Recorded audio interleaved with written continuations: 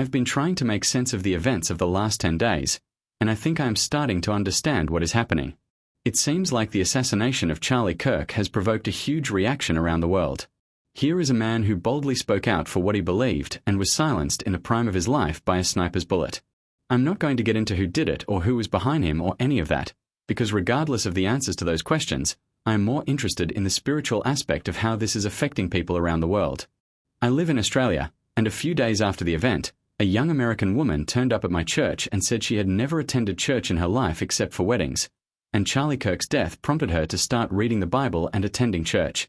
I myself have followed Charlie Kirk on social media for a while, and he was fairly unique in that he had a lot of political influence but also preached the gospel unashamedly on university campuses, which is where he made a lot of his content. Let's just say that he impacted a lot of people with the gospel before his death, and because those videos are still there on YouTube, he's probably having even more impact after his death by people going and looking him up and hearing what he had to say. My own wife didn't even know who Charlie Kirk was until he got shot, but she knows everything about him now. That's the power of social media. But what does all of this have to do with the rapture? Well, last night at church, the pastor quoted Romans 11 verse 25, which speaks of the fullness of the Gentiles coming in, and connected that with the rapture, which precedes the time of Jacob's trouble when the Jews will turn to Christ as a nation. Right now, in the Gentile world, Charlie Kirk's death is rocking the generation of young adults who are the last generation to hear the gospel. This generation will either believe or not believe, depending on how the seeds fall in their soil.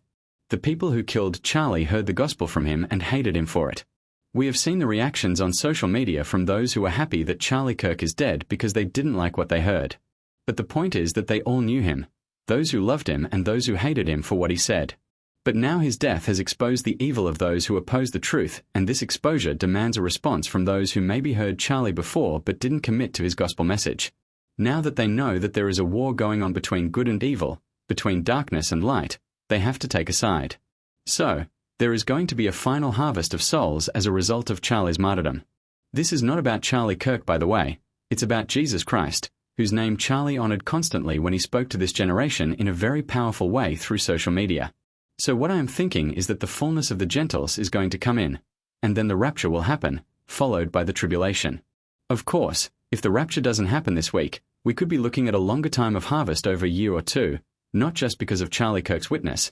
Obviously there are many others on social media and offline who preach the gospel, but I believe his death was the spark which has ignited the fire that is spreading.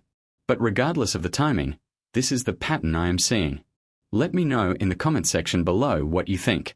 And if the Lord doesn't tarry, see you on the other side.